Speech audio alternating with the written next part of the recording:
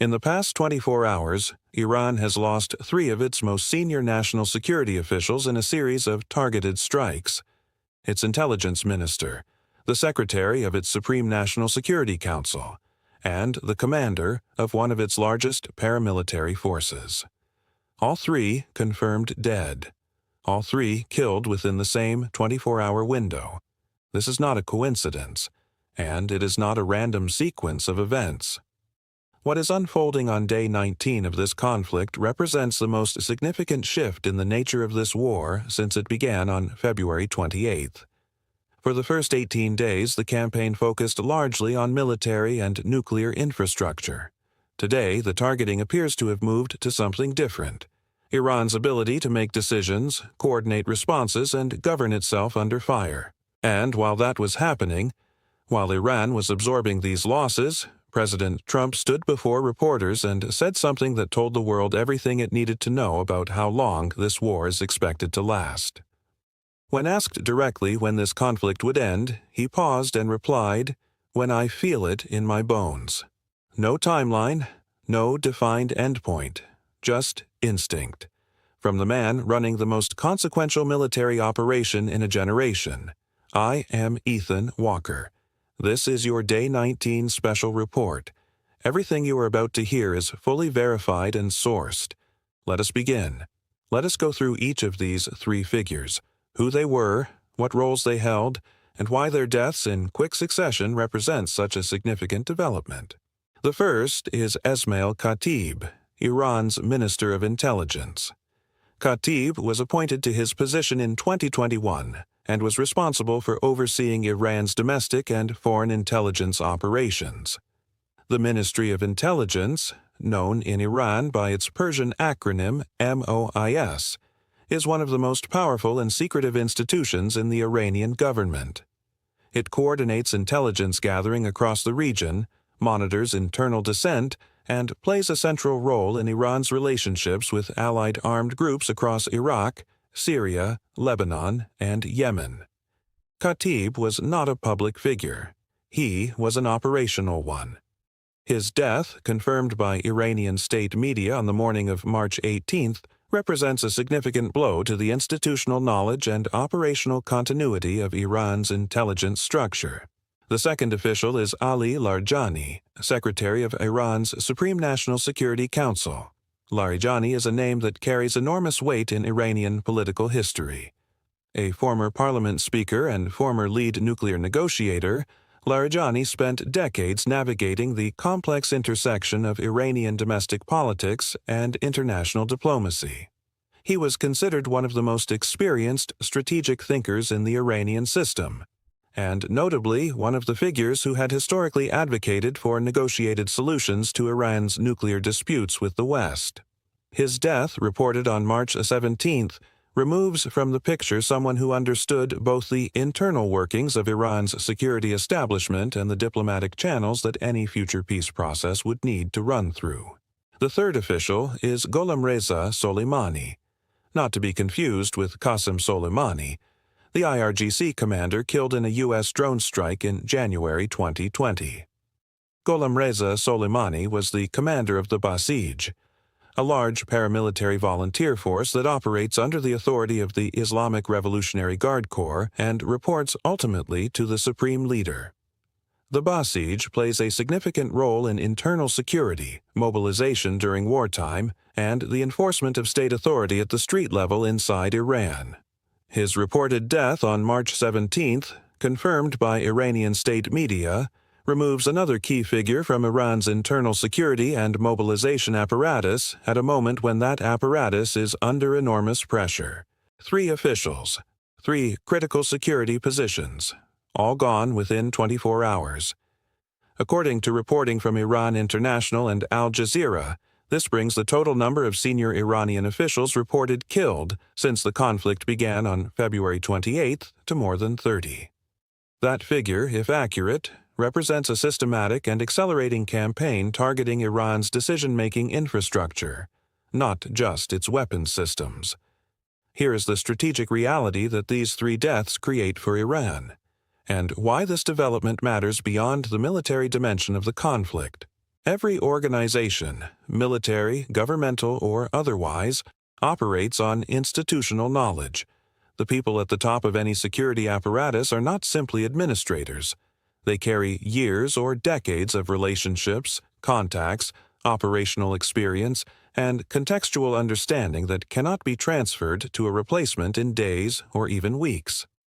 When those individuals are removed simultaneously, the institution does not simply continue at reduced capacity. It experiences a period of genuine disorientation. As new people step into unfamiliar roles, attempt to understand the full scope of operations they have inherited, and try to make critical decisions without the foundation of experience that their predecessors had. For Iran, this creates a compounding problem.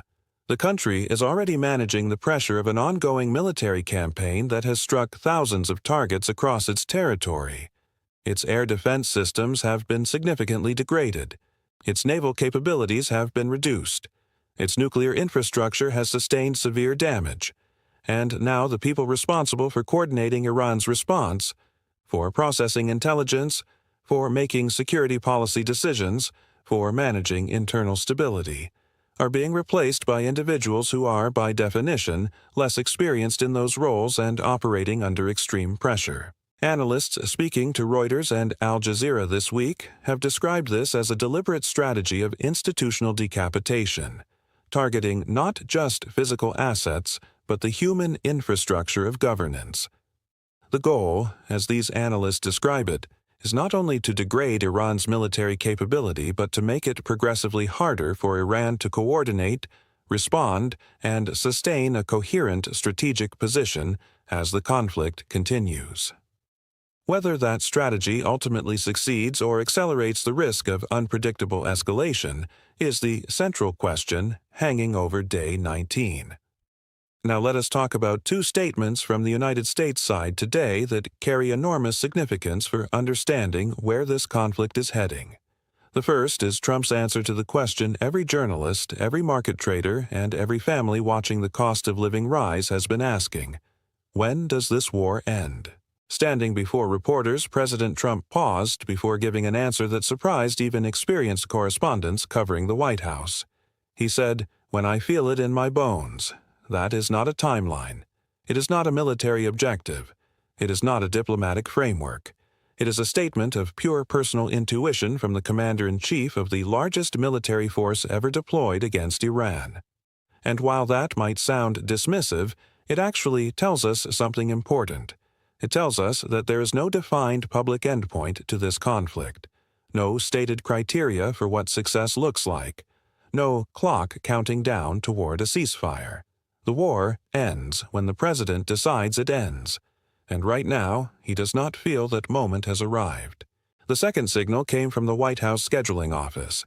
President Trump's planned state visit to China, originally set for April, has been postponed by 1 month to May. The official explanation from the White House described it as a scheduling adjustment given current global circumstances. But Trump himself was more direct in a brief exchange with reporters, saying simply, "We have got a war going on. I cannot leave right now. That statement matters." For the first 2 weeks of this conflict, the administration consistently described its objectives as nearly complete, with Iran on the verge of capitulation. A president who believes a war is nearly over does not cancel a major diplomatic visit to the world's second-largest economy. The postponement of the China visit signals clearly that U.S. military planners are now operating on a longer timeline than was publicly communicated in the early weeks of the conflict. China's role in any eventual diplomatic resolution is significant. Beijing has economic relationships with Tehran and has historically served as a back channel in U.S.-Iran diplomatic negotiations. Pushing that meeting back by a month extends the timeline for any diplomacy-backed off-ramp from the conflict. Beyond the military and political dimensions of today's developments, there is an economic story unfolding that affects every person watching this video, wherever they live. Reporting from Al Jazeera and Reuters confirms that strikes have hit gas processing infrastructure at or near the South Pars field in the Persian Gulf. the world's largest natural gas field, shared between Iran and Qatar. South Pars holds an estimated 40% of the world's proven natural gas reserves. It is one of the most consequential energy assets on the planet, supplying liquefied natural gas to buyers across Europe and Asia, and serving as a critical component of global energy supply chains. Qatar, which shares the field and depends on its export infrastructure for a significant portion of its national revenue, has issued a formal condemnation of the strikes, calling the action deeply concerning and warning of potential consequences for global energy stability. This is notable because Qatar hosts a major U.S. military base, Al Udeid Air Base, and has generally maintained a careful diplomatic balance since the conflict began. A public condemnation from Doha signals that the strikes on South Pars have created a genuine rupture in the coalition of regional relationships the United States has been relying on. The market reaction has been immediate. Oil prices have continued to rise sharply since the conflict began, with energy analysts now pointing to South Pars as an additional factor driving upward pressure on both crude oil and natural gas futures.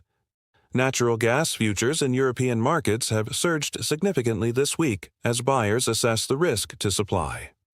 For ordinary households in the United Kingdom, Germany, France, and across Asia, this translates directly into higher energy bills, a cost being felt in real time as the conflict continues.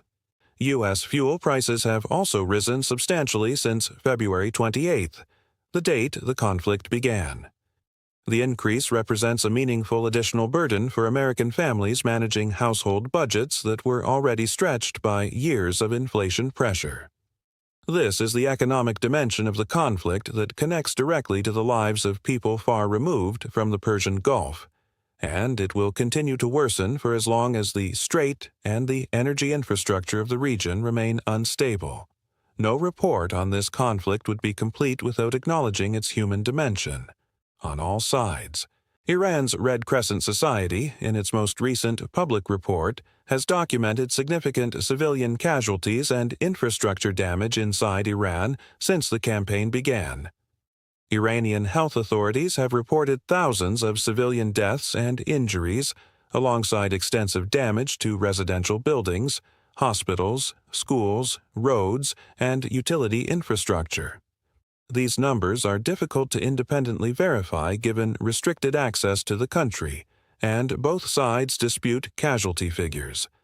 What is not in dispute is that a modern country with a civilian population of 87 million people has been subjected to one of the most intensive bombing campaigns in recent memory. The human consequences of that are real and significant, regardless of the political and strategic context in which it is occurring.